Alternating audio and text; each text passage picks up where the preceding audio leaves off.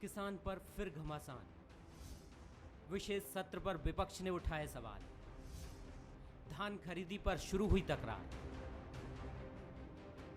किसान पर विधानसभा के विशेष सत्र के पहले दिन पक्ष और विपक्ष में जमकर तकरार हुई। सरकार ने नया कृषि संशोधन विधेयक सदन के पटल पर रखा, लेकिन विपक्ष ने नए कृषि कानून के औचित्य पर ही सवाल उठाए। इतना ही नहीं, विपक्ष ने विधानसभा के विशेष सत्र को संसदीय नियमों के खिलाफ बताया।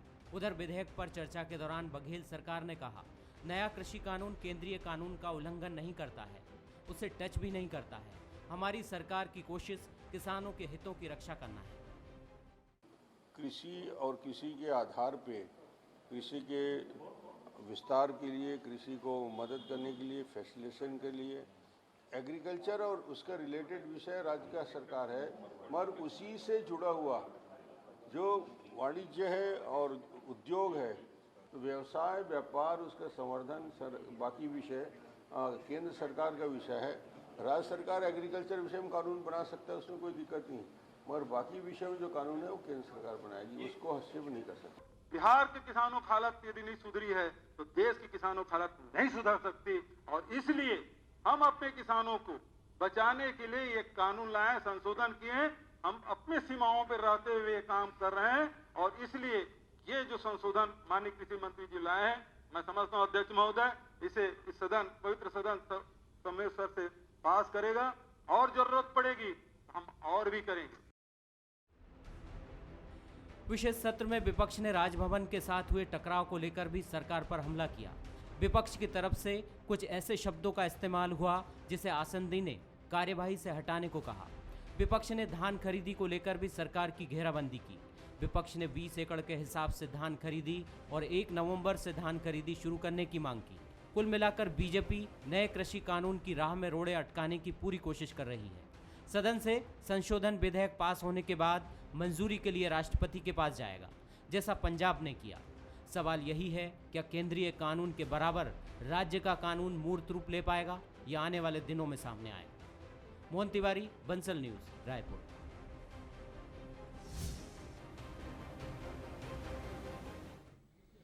नमस्कार, स्वागत है आपका। मैं हूं अभिषेक शुक्ल। किसान पर सदन में तकरार एक बार फिर से आज देखने को मिली। वो तकरार होनी भी थी क्योंकि केंद्र के कानून के समकक्ष या उसके हटकर राज्य सरकार एक अपना प्रदेश का कानून लाने जा रही है।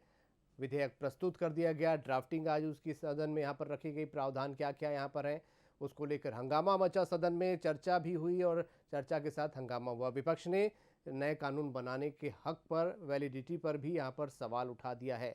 विपक्ष का कहना है कि राज्य सरकार ऐसे कोई कानून नहीं बना सकती केंद्र के कानून के खिलाफ।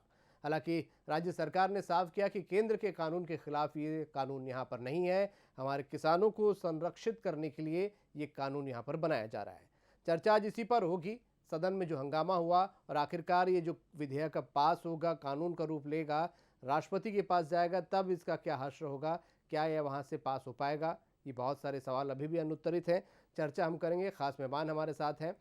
हमारे साथ रवि भोई जी, वरिष्ठ पत्रकार, जुड़ रहे हैं, बहुत स्वागत है आपका। रमेश वर्ल्यानी जी हैं कांग्रेस से, बहुत स्वागत। अनुराग अग्रवाल जी भाजपा से हैं, बहुत स्वागत आपका। वर्ल्यानी जी, पहला सवाल आपसे। विपक्ष ने यहाँ पर सवाल उठाया कि केंद्र के अगेंस्ट में ये कानून बनाने की क्यों जरूरत आपको पड़ी यहाँ पर?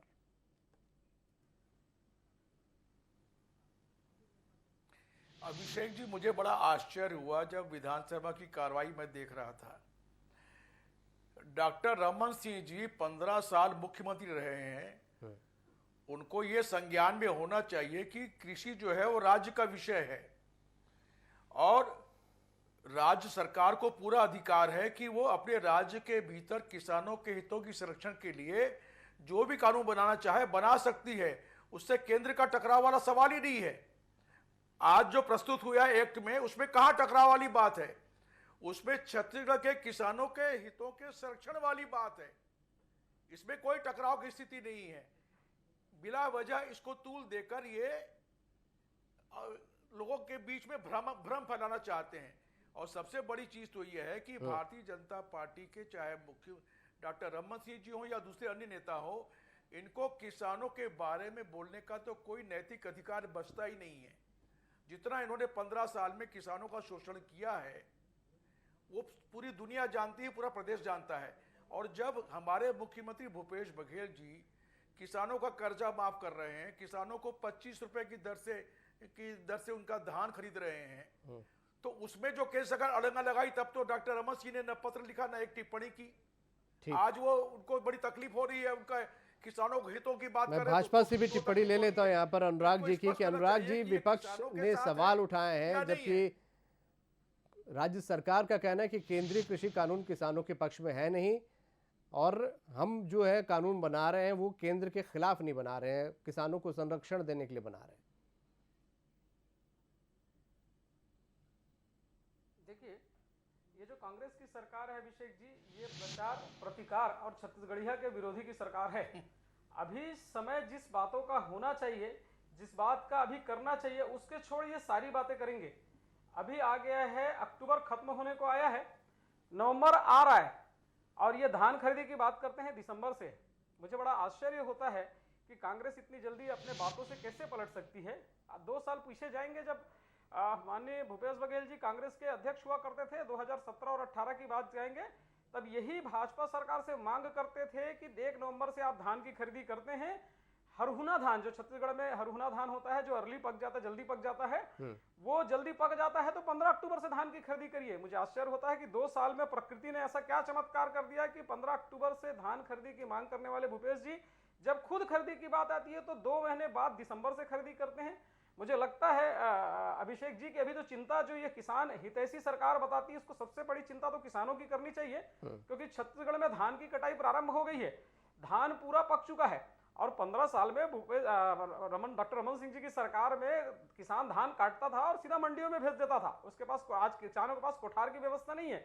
अब ये धान अगर कट जाएगा तो ये 1.5 महीने तक रखेंगे कहाँ? प्राकृतिक आपदा, चूहा, कहीं बारिश हो गई, इसका जिम्मेदार होगा कौन? इस सब बातों को छोड़ के संघीय ढांचे से टकराव के लिए ये नया कानून ला रहे हैं। अब इस कानून की बात प्रारंभ कहां से हुई, ध्यान दीजिएगा अभिषेक जी। माननीय केसी वेणुगोपाल जी, कांग्रेस के महासचिव, ट्वीट करते हैं कि कांग्रेस शासित राज्य केंद्र के कृषि बिल के खिलाफ धारा 254(2) के तहत कानून लाने का प्रयास करें। अब 254(2) कहता क्या है? 254(2) कहता है कि कोई भी सरकार, राज्य सरकार, माननीय जैसे रमेश जी ने भी कहा कि कृषि जरूर राज्य का मामला है, लेकिन जो कृषि बिल बना है वो अंतरराज्यीय व्यापार के तहत समवर्ती सूची के तहत का है। जब ये सरकार बिल लाएगी तब ये राष्ट्रपति के लिए हस्ताक्षर करने को जाएगा। मतलब ये जो 2 घंटे 4 घंटे पूरे दिन की कवायद है, आज सिर्फ प्रतीकात्मक विरोध और कागज का मुद्दा है। जब तक इस पर राष्ट्रपति के हस्ताक्षर नहीं हो पाएंगे ये बिल नहीं बन पाएगा। और मुझे लगता है कि कांग्रेस अपने स्वयं के घोषणा पत्र से कैसे मुकर सकती है, जब कांग्रेस ने अपने घोषणा पत्र के कृषि कानून, ठीक है अनुराग जी, अगर 19वें से चलिए ये बहरहाल राज्य सरकार तो लेकर आ गई है प्रावधान और उसे पास भी करा लेगी, ये पूरी उम्मीद यहाँ पर है।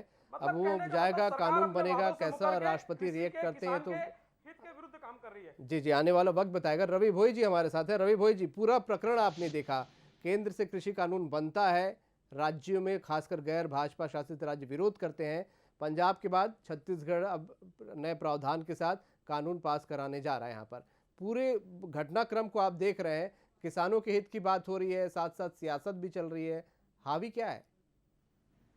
देखिए अभिषेक जी, जो किसान बिल लेके आए, केंद्र सरकार ने 3 बिल लेके आए खरीदी को लेकर, वो कहीं ना कहीं उसको कांग्रेस शासित जो राज्य हैं वो विरोध कर रहे हैं, और ये लगातार विरोध हो रहा है। पंजाब में विरोध हो रहा है, किसान सड़कों पे आ रहे हैं, किसान संगठन उसका विरोध कर रहे हैं। कांग्रेस शासित राज्य इसको नहीं चाहते बिल, और वो चाहते हैं कि वो उनके अधिकारों का हनन है। कृषि जो है वो राज्य का विषय है, कृषि उत्पादकता, कृषि के संबंध में, लेकिन व्यापार जो है वो राज्यों का। इस बहाने ये आरोप, कांग्रेस का आरोप है कि केंद्र की सरकार कुछ उद्योगपतियों को लाभ पहुंचाने के लिए इस तरह के कर रहे हैं, तो इसलिए केंद्र के पैरेलल ये सर विधेयक लेके आए। और कांग्रेस शासित जो राज्य हैं उसमें किसान एक बड़ा वोट बैंक है, तो हो सकता है इसके पीछे ये भी राजनीति हो कि चुनाव के वक्त एक सिंपैथी किसानों का लिया जाए, और किसानों कांग्रेस ये कह ले कि हमने किसानों के हित में काम किया है, और एक विशेष सत्र बुला के जो विधेयक लिया है, और उसके बाद राष्ट्रपति क्या करते हैं इस पे बहुत कुछ डिपेंड करेगा। यदि राज्य ने विधेयक पारित कर दिया, और छत्तीसगढ़ में तो विधेयक पारित हो जाएगा क्योंकि 2/3 से ज्यादा बहुमत है यहाँ पर सवाल है कि राष्ट्रपति किस नजरिए से देखते हैं, क्या केंद्र के पैरेलल कानून को राज्यों में मदद करते हैं, तो कहीं ना कहीं एक कॉन्फ्लिक्ट पैदा होता दिखाई पड़ रहा है। पर कुल मिला के कृषि जो है वो सियासत का मुद्दा बन गया है। बिल्कुल सियासत का मुद्दा है। रमेश वर्ल्यानी जी, यहाँ से पास हो जाएगा, अगर राष्ट्रपति के पास जाएगा, वो उनके निर्णय पर सब कुछ डिपेंड करता है। क्या एक मैसेज देने की भी आप लोग कोशिश कर रहे हैं किसानों को? क्योंकि यहाँ किसान कितने पावरफुल हैं, किसी को सत्ता में लाने और गिराने में ये सब ने देखा है।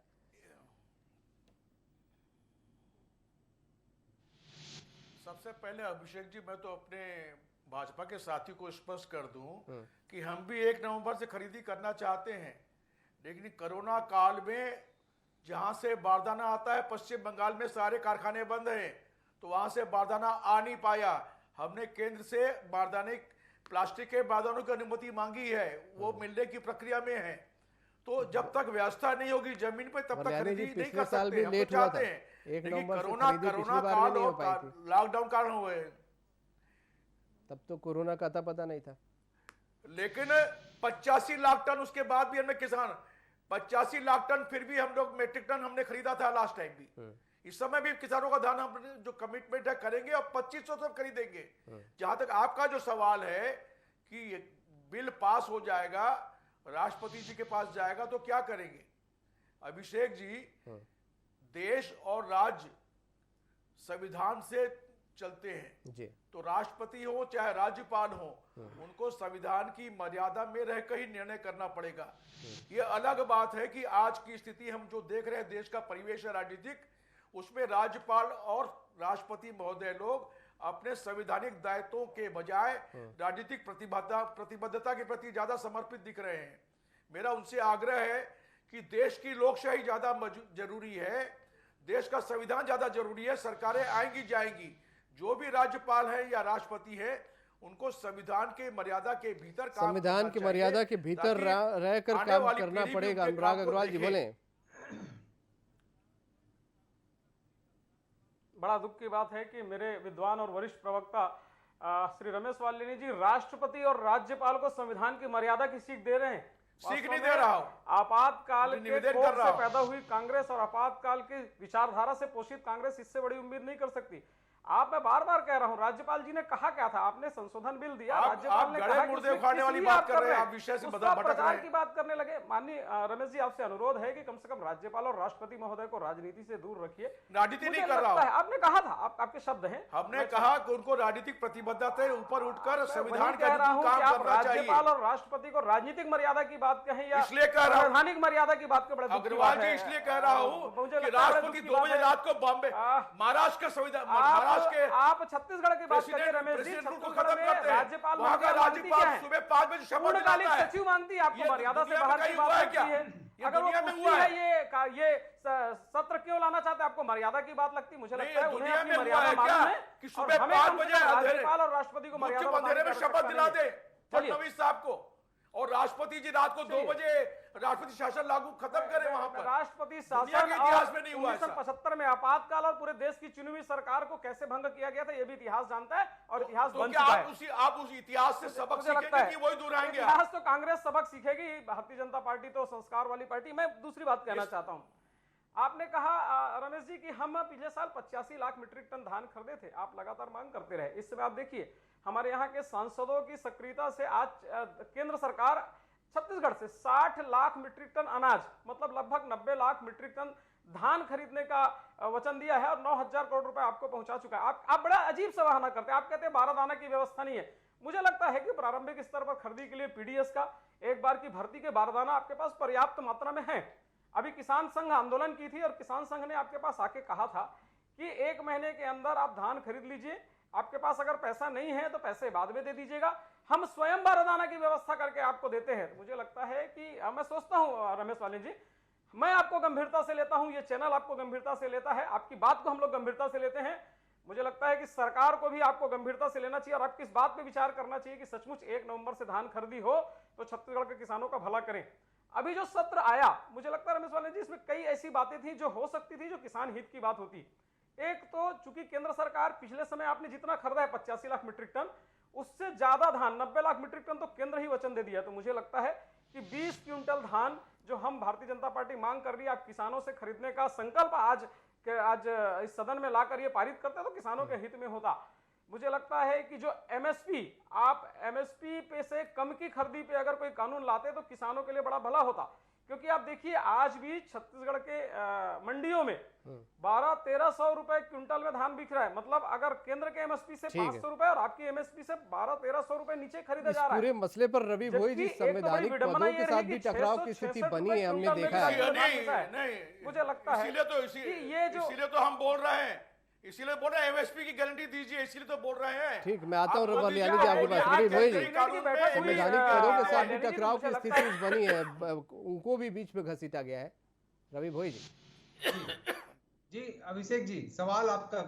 संवैधानिक पदों के साथ भी टकराव की स्थिति बनी है यहाँ पर। अभी जैसा कि हमारे दोनों प्रवक्ता आपस में जो उनकी बहस हो रही थी उसमें वो भी आया कि सभी जो संवैधानिक पद हैं उनके साथ एक टकराव के हालात बनते हैं।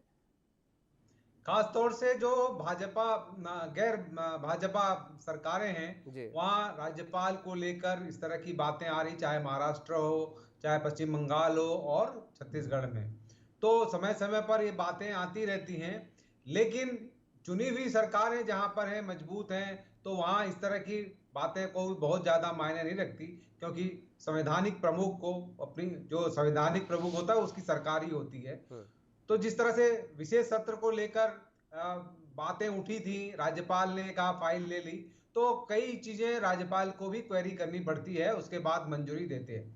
तो हो सकता है इस विधेयक के बारे में भी राष्ट्रपति मंजूरी देने से पहले राज्यपाल से बात करें, उसके बारे में कानूनविदों से राय मशविरा लें और उसके बाद निर्णय लें। तो ये नहीं कहना चाहिए कि राष्ट्रपति या राज्यपाल या जो भी संवैधानिक प्रमुख है वो संविधान में रहकर ही काम करेंगे। ये उम्मीद करते हैं, देश की जनता ये उम्मीद करती है। उनको विवाद में घसीटने के बजाय राजनीतिक एजेंडे को भी ध्यान में रखना चाहिए, हमारा राजनीतिक एजेंडा क्या है। बिल्कुल, राजनीतिक एजेंडा ध्यान में। वरल्यानी जी, आप बात कर रहे थे, यहाँ पर जिक्र कर रहे थे एमएसपी को लेकर। एमएसपी का जिक्र अभी आप लोग जो प्रावधान ला रहे हैं, क्या माना जाए कि किसान बिल्कुल सिक्योर हो जाएगा?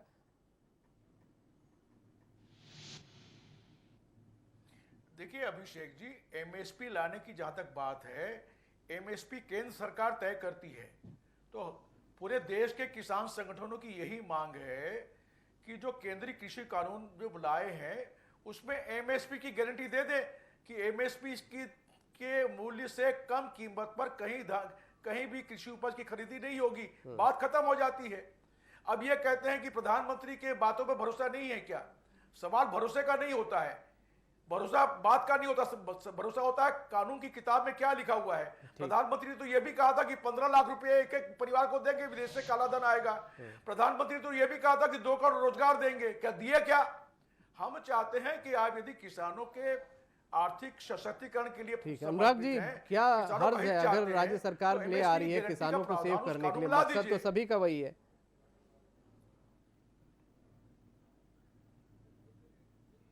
मुझे एक बात बताइए, ये सरकार जब से बनी है संघीय ढांचे से टकराव की बात कर रही है, लगातार कार्य नहीं कर रही, बातें कर रही, जैसा मैं आरोप लगा रहा हूं। आप मुझे बताइए, इसी प्रदेश में रोजगार की बातें करते हैं। कल आपके कैबिनेट ने एक बहुत बड़ा निर्णय लिया, 7,000 करोड़ रुपए का जो जल जीवन मिशन योजना था, जिसमें छत्तीसगढ़ के प्रत्येक गांव में छत्तीसगढ़ियों के घरों तक नल से पेयजल पहुंचाने की व्यवस्था थी।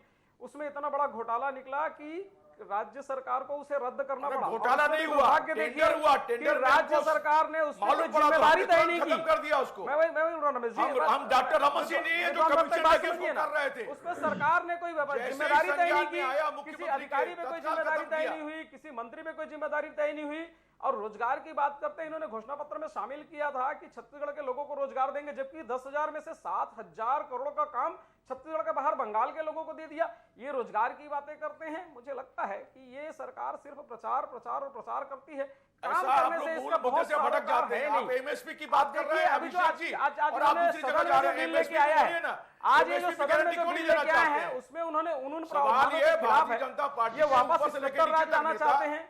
मुझे एक बात समझ में नहीं आती, मुद्दे से भटक जाते हैं। मुझे एक बात समझ में नहीं आती, इस कानून से आपका विरोध किस बात का है? अरे मुद्दे पे आइए ना। केंद्र सरकार ने इस कानून में ऐसी कोई व्यवस्था नहीं की है कि पुरातन चलती व्यवस्था बदले, वो व्यवस्था वैसी की वैसी रहेगी। किसान अगर चाहे तो कॉन्ट्रैक्ट कृषि करेगा, अगर चाहे तो नहीं करेगा। अगर किसान चाहे तो मंडी में धान बेचेगा, किसान चाहे तो बाहर में धान बेचेगा। मतलब पूर्व में जो व्यवस्थाएं चल अरे रही गारंटी व्यवस्था तो के दो ना, आप अतिरिक्त खुद ही बोल रहे किसान किसानों कभी बेचने को को मजबूर है। उसके लाभ के लिए कुछ और व्यवस्थाएं दे रही, तो मुझे लगता ठीक है है। कांग्रेस को उसमें दिक्कत होती है और ये कार्य करने का अपेक्षा सिर्फ संघीय व्यवस्था से टकराव की रवि बात भोई करती जी, है। मैं आपसे समझना चाहूंगा यहाँ पर कि केंद्र सरकार एक कानून लाती है, राज्य सरकार को उसमें कुछ कानूनों में दिक्कत होती है, वो अपने राज्य के लिए किसानों को हित में एक और कानून लाना चाहती है। यहाँ पर अगर दोनों का मकसद किसानों का हित है तो फिर ये टकराव क्यों है? देखिए, इसमें साफ लगता है अभिषेक जी, कहीं ना कहीं ये राजनीतिक मुद्दा बन गया किसानों को लेकर। तो यदि केंद्र ने लाया है और राज्य ने लाया है, अपने हिसाब से करना चाहती, तो कहीं ना कहीं इससे साफ लगता है। पर एक चीज साफ होनी चाहिए, किसानों की हित की बात यदि केंद्र भी कर रही है और राज्य भी कर रही है, जो लागत के आधार पर किसानों को उनका मूल्य मिलना चाहिए, उपज का मूल्य मिलना चाहिए। आज जिस तरह से लागत बढ़ती जा रही है, कृषि जो सामान है उसके हिसाब से किसानों को मूल्य नहीं मिल रहा है, चाहे वो एमएसपी तय हो रहा है, और यदि एमएसपी हो रहा है तो हमको अतिरिक्त या छत्तीसगढ़ गवर्नमेंट को अतिरिक्त देना नहीं पड़ता। अभी भी 2500 रुपए जो दे रहे हैं और जो 1850 रुपए का समर्थन मूल्य धान का है, उसमें काफी डिफरेंस है। तो यदि किसानों के हित चाहती हैं दोनों सरकारें, तो लागत के आधार पर मूल्य तय होना चाहिए, और ये तय होना चाहिए कि किसानों को लागत से कम मूल्य न मिले, चाहे मंडी से मिले या कोई कॉन्ट्रैक्ट फार्मिंग हो या फिर जो समर्थन मूल्य पे हो, तभी किसानों की आर्थिक स्थिति सुधरेगी। यदि दोनों राज्य सरकारों का, केंद्र और राज्य का, दोनों का मकसद किसानों का हित साधना है, तो मूल्य उनको उचित मिलना चाहिए। किसानों को झंझट, दिक्कतें नहीं आनी चाहिए, उनको उपज उनका बिके, उपज का मूल्य मिले, यही उद्देश्य होना चाहिए। बिल्कुल, बहुत शुक्रिया आप सभी का इस चर्चा में शामिल होने के लिए। चर्चा किसानों के हित के लिए है, राज्य और केंद्र दोनों का दावा है उसके कानून किसानों का ज़्यादा हित करेंगे। केंद्र ने कानून बनाया, गैर भाजपा शासित राज्य अब उसके अलग हटकर अपना कानून यहाँ पर बना रहे हैं। दावा दोनों का वही है कि वो किसानों के ज़्यादा हितैषी हैं। तो शायद लड़ाई इसी बात की है कि कौन किसानों का ज़्यादा बड़ा हितैषी है, क्योंकि किसान कितने पावरफुल है, कम से कम वोट बैंक के तौर पर ही, भले ही उनकी इनकम ज़्यादा पावरफुल ना हो, भले ही किसान हमारे देश में आज भी आत्महत्या कर रहे हों, लेकिन वोट बैंक के तौर पर किसान बहुत पावरफुल है। और शायद यही असल मुद्दा है, असल जड़ है जंग की, लड़ाई की और आपसी खींचातानी की। आज का मुद्दा में इतना ही। नमस्कार।